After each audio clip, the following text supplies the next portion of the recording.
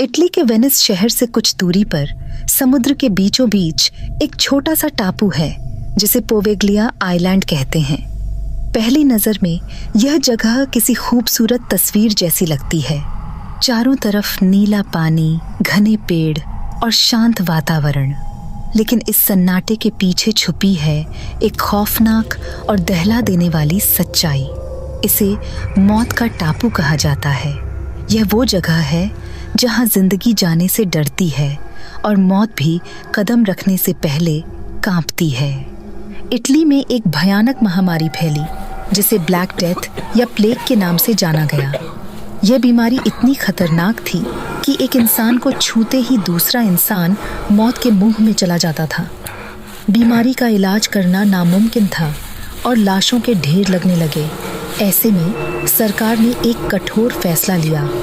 बीमार लोगों को बाकी आबादी से अलग करने के लिए पोवेग्लिया आइलैंड को क्वारंटीन सेंटर में बदल दिया गया। हर रोज सैकड़ों मरीजों को इस टापू पर नावों में भरकर लाया जाता। वहाँ न तो दवाइयाँ थीं और न ही इलाज का कोई इंतज़ाम। लोग बस मौत का इंतज़ार करते। कुछ हफ्तों में टापू लाशों से भर गया। कहा जाता है कि टापू की मिट्टी में आज भी इंसानी राख और हड्डियाँ मिली हैं। लेकिन तब सबसे भयानक फैसला लिया गया। बीमारी को फैलने से रोकने के लिए प्लेग से पीड़ित लोगों को जिंदा जला दिया गया।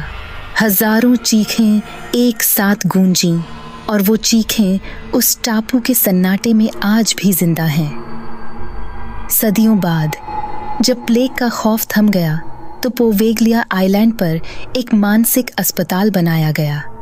कहा जाता है कि वहां ऐसे मरीज लाए जाते थे जिन्हें समाज ने त्याग दिया था। लेकिन इस अस्पताल का एक डॉक्टर बेहद खतरनाक और सनकी था। वो अपने मरीजों पर भयानक प्रयोग करता, उनके दिमाग के ऑपरेशन करता और उनका दर्द देखकर हंसता। लोगों का मानना है कि टापू की आत्माओं ने उस डॉक्टर को पागल बना दिया।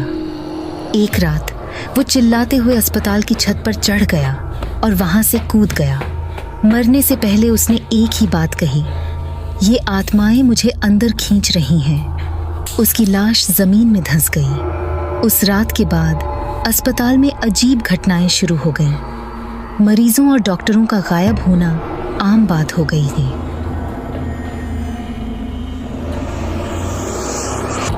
कई साल बाद सरकार ने फिर से पोवेग्लिया आइलैंड को खोलने की कोशिश की। एक टीम को वहां भेजा गया। वो लोग उत्साहित थे, पर उन्हें नहीं पता था कि मौत उनका इंतजार कर रही है। कहते हैं जैसे ही वो लोग टापू पर पहुंचे, अजीब और गरीब घटनाएं शुरू हो गईं। उनके कैमरे अपने आप चालू और बंद हो जाते। हवा में अजीब सी फुसफुसाहट सुनाई देती। टीम का एक सदस्य अचानक गायब हो गया। दूसरे ने कहा कि उसने एक परछाई को देखा जो हवा में तैर रही थी। और फिर बाकी टीम भी धीरे धीरे गायब हो गई। उनकी तलाश में जो भी लोग गए वो कभी लौट कर नहीं आए। गांव वालों का कहना है कि रात के समय टापू से डरावनी चीखें आती हैं। कभी कभी धुंध में एक औरत दिखाई देती है जिसकी आंखें खून की तरह लाल होती हैं। वो कहती है, तुम सबने हमें जलाया था, अब हम तुम्हें कभी चैन से जीने नहीं देंगे।